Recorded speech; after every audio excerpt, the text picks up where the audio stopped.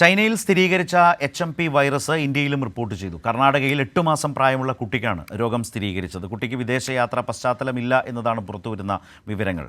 ഇപ്പോൾ ന്യൂസ് ഡെസ്കിൽ നിന്ന് വിവരങ്ങളുമായി ഗൗതം ചേരുകയാണ്. ഗൗതം, 8 മാസം പ്രായമുള്ള കുഞ്ഞിനാണ്, എന്നാൽ വിദേശയാത്രാ പശ്ചാത്തലമില്ല എന്നതുകൂടി ഒരു പ്രശ്നമാണ്. രാജ്യം വളരെ ശ്രദ്ധയോടുകൂടി ഇതിനെ പ്രതിരോധിക്കാനുള്ള നീക്കങ്ങളൊക്കെ നടത്തുന്നു എന്ന് കേന്ദ്ര ആഭ്യന്തര മന്ത്രാലയം കഴിഞ്ഞ ദിവസം കേന്ദ്ര ആരോഗ്യ മന്ത്രാലയം വിശദീകരിച്ചിരുന്നു. അതിൻ്റെയൊക്കെ പശ്ചാത്തലത്തിൽ നിൽക്കുമ്പോഴാണ് നമ്മുടെ രാജ്യത്ത് ആദ്യത്തെ കേസ് റിപ്പോർട്ട് ചെയ്തിട്ടുള്ളത്. മറ്റു വിശദാംശങ്ങൾ എന്തൊക്കെയാണ്? ലോകം ആശങ്കയോടെ നോക്കിക്കാണുന്ന ചൈനയിൽ പടർന്നു പിടിക്കുന്ന HMP വൈറസ് ബാധ ഇന്ത്യയിലും സ്ഥിരീകരിച്ചിരിക്കുന്നു എന്നുള്ളത് രാവിലെ തന്നെ ആശങ്കയുള്ളൊരു വാർത്തയായിട്ടാണ് വരുന്നത്. ബാംഗ്ലൂരിൽ 8 മാസം പ്രായമുള്ളൊരു കുഞ്ഞിനാണ് രോഗബാധ സ്ഥിരീകരിച്ചിരിക്കുന്നത്. എന്നാൽ കുട്ടിയുടെ ആരോഗ്യനില തൃപ്തികരമാണെന്നാണ് കർണാടക ആരോഗ്യവകുപ്പ് അറിയിക്കുന്നത്. ചൈനയിലെ സ്ഥിതിയെക്കുറിച്ച് തന്നെ നമുക്ക് കൂടുതലൊന്നും വ്യക്തത വന്നിട്ടില്ല. WHO പോലും ഈ വിഷയത്തിൽ പ്രതികരിച്ചിട്ടില്ല.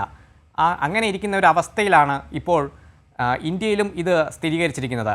ജാഗ്രതാ നിർദ്ദേശം കേന്ദ്ര ആരോഗ്യ മന്ത്രാലയം പുറപ്പെടുവിച്ചിട്ടുണ്ട്. കോവിഡിന് സമാനമായൊരു സാഹചര്യത്തിലേക്ക് പോകാതിരിക്കാൻ നമുക്ക് ആശിക്കാം ഈ ഒരു അവസരത്തിൽ.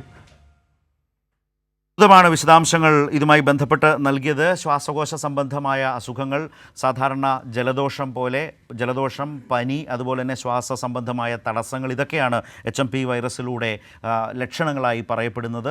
വലിയ തോതിൽ പടർന്നു പിടിക്കാനുള്ള ഒരു സാഹചര്യം ഇതിനുണ്ട് എന്നതുകൂടിയാണ് ഇപ്പോൾ ആരോഗ്യ മന്ത്രാലയമൊക്കെ ഇതുമായി ബന്ധപ്പെട്ട് പറയുന്നത്. 8 മാസം പ്രായമായ കുഞ്ഞിനാണ് ഇപ്പോൾ ഈ വൈറസ് സ്ഥിരീകരിച്ചിട്ടുള്ളത് എന്നതുകൂടി ഉണ്ട്. എന്നാൽ അതിന് യാത്രാ പശ്ചാത്തലങ്ങളില്ല. ഇത് വ്യാപകമായി ചൈനയിൽ പടരുന്നു എന്ന നിലയിലുള്ള വാർത്തകൾ നിൽക്കുന്നതിനിടയിലാണ് നമ്മുടെ ഇവിടെ ഇതുമായി ബന്ധപ്പെട്ട ആദ്യത്തെ കേസ് റിപ്പോർട്ട് ചെയ്തിട്ടുള്ളത് എന്നതുകൂടിയുണ്ട്. ഇതുമായി ബന്ധപ്പെട്ട വിശദാംശങ്ങളൊക്കെ കേന്ദ്ര ആരോഗ്യ മന്ത്രാലയം വളരെ സൂക്ഷ്മമായി വിലയിരുത്തി മുന്നോട്ട് പോവുകയും ചെയ്യുന്നുണ്ട്. ഗൗതമാണ് വിശദാംശങ്ങൾ നൽകിയത്.